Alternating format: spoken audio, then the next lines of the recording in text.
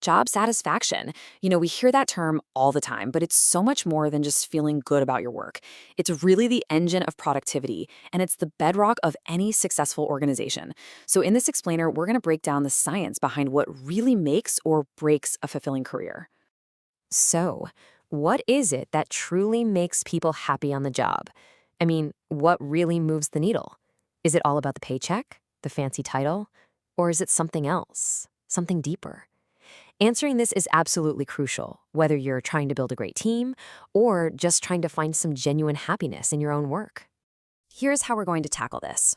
First, we'll nail down what job satisfaction actually is. Then, we'll dive into its key drivers. From there, we'll look at all the good stuff, the positive outcomes.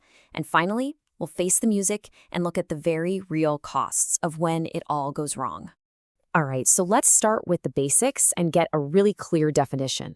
Okay, the most widely accepted definition comes from a guy named Edwin Locke. He called it a pleasurable or positive emotional state. But the key words here are emotional state and appraisal. Think about that. It's telling us that satisfaction is a mix of both how we feel about our job and what we think about it. It's head and heart. So, to boil it all down, the simplest way to think about it is this. Job satisfaction is an attitude. That's it. It's the whole package, the feelings, the beliefs, and even the intentions you have about your job. And once we see it as an attitude, we can break it down even further. See, this attitude has three distinct parts. First up is the affective component. That's your gut reaction, the emotional part, the simple, I feel good about my job. Then there's the cognitive part.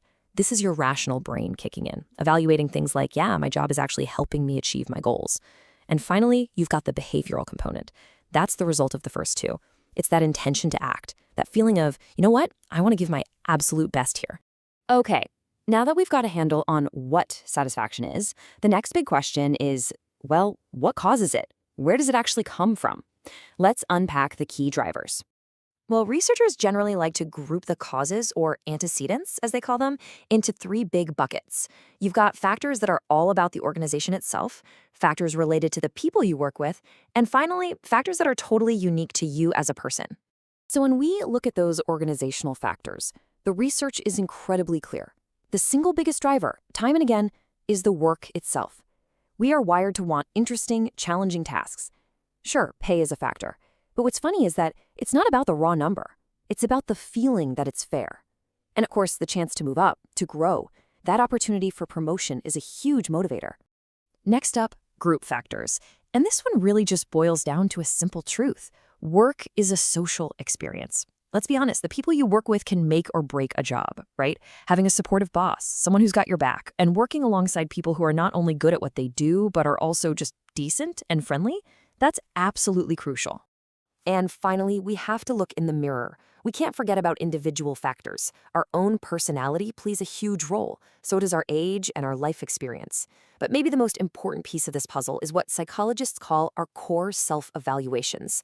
That's just a fancy term for our fundamental belief in our own worth and abilities. Some people are just predisposed to feel more satisfied, almost no matter where they work. Okay, so we've covered the what and the why. Now for the so what. I mean, why does any of this really matter to a business's bottom line? Let's start by looking at the massive upside of a happy, satisfied workforce. And the positive outcomes are just huge. Satisfied employees tend to perform better, and they're way more likely to engage in what's called organizational citizenship behavior, basically going the extra mile. This also translates directly to happier customers. And what's really amazing is that it can even spill over into an employee's personal life, boosting their overall life satisfaction.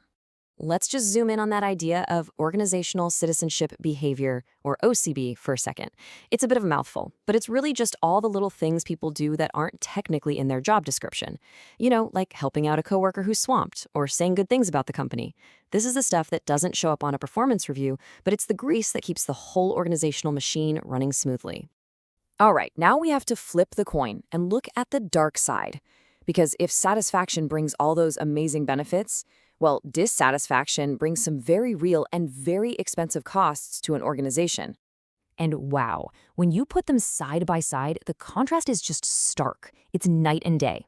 Where high satisfaction leads to all those positives we talked about, low satisfaction is a direct pipeline to higher turnover, more people calling in sick, worse performance, and even actively harmful behaviors.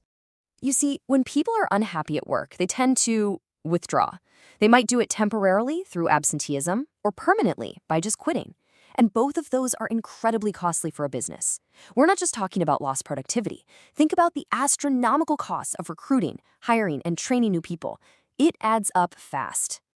And in the most extreme cases, really deep festering dissatisfaction can bubble over into something much worse: workplace deviance.